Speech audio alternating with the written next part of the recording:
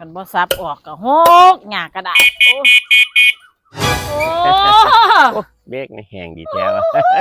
คือคักแต่เนาะตั้งแต่มีรถใหม่นี่นะเป็นไดเธอเอ้าดูขี้ได้ใช่ล่ะเอ้าใหญ่แม่นยังอ่ะเสียเขาคือกันเอ้าคือกันอยู่บ่แม่นเฮาซื้อมาแต่ร้านเดียวกันเด้อโอ้ยันแมนอยู่เนาะโอ้มักสีนี้ติเจ้าอ่ะมากสีนี่ค่อยก็มักสีนี้ก่อนใจตรงกันเนาะกันบ่มีผัวนี่จีบเลยดินะเอ้ยเว้าปานเขาสิสะออนเจ้าของเนาะเงินหลายไปก่อนไปตลาดก่อนไปยังก็ไปตลาดฟังแน่ค่ะนะเอาแม่นหยังฟังแน่โอ้ยฟังอีหยังรถข่อยน่ะมันใส่น้ำมันโอ้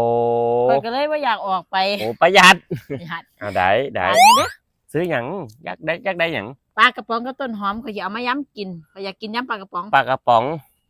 เอาจักป๋องป้องเดียวต้นห้ามเอาอะไรไปไหนกำเดียวโอเคจะซื้อมาให้กันนะ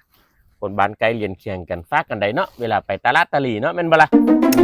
ห้าหลังคนขี้ทีก็บ่อยากออกไปเนี่ยยันรถเปียงน้ำมันแต่บ่เป็นหยังรถค่อยใช้ไฟฟ้ารออยู่นี่เด้อจะซื้อมาให้เด้ออาทิตย์ซาจากน้อยเด้จะว่ากันเด้โอเคที่ดีๆเด้อจ้าขอบใจหลายๆน้ำเดียวเถอะบุ้ยเนี่ยโอ้เบรกนี่ดีจังยังวะรถใหม่เบรกดีตัวใหญ่คาราบาเนี่ยแล้วอยู่จะขึ้นไปไว้มาไว้แถะมันขับได้แห้งอยู่ติเดี๋ยวนี้รถอันนี้โอ้บิดจะใหม่แน่รถใหม่เนาะยังก็ดีบ่แน่ยายของข่อยบ้านน่ะก็ข้องเจ้าด้วยน่ะมาปลากระป๋องนึงกับต้นหอมบัญจักบาทล่ะฮะบัญจักบาทพอดีฮะพอดีพอดีจังได้งั้นบัก100นึงพุ่น100นึงก็จะเป็นยังก็พอดีเนาะ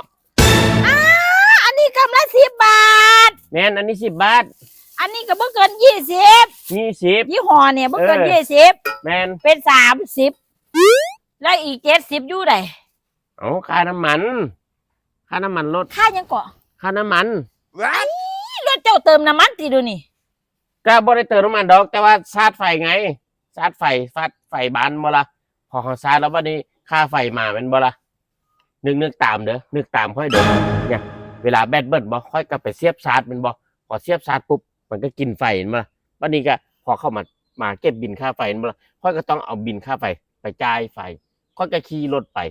ก็เปลี่ยนน้ำมันดิก็ใช้น้ำมันไงเข้าใจบ่เอาฮอด70ปุติค่าบริการก็ได้ค่าน้ำค่าไฟค่า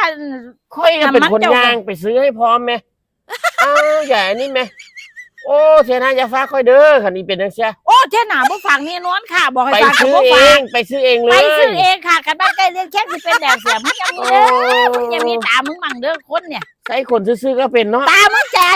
เอาแบ่ง500ให้กูเลยเด้อตามึงเนี่ยฝากกูซื้อปลากระป๋องกับอันเนี่ยอย่ามีตามึงมั่งเด้อคนเนี่ยผมมีที่ไผที่มันมึงเด้อค่อยมีรถค่อยมาฟาดเจ้าดอกให้มันจื้อไว้ครับไหนมันจื้อไว้ขี้ทีเนาะ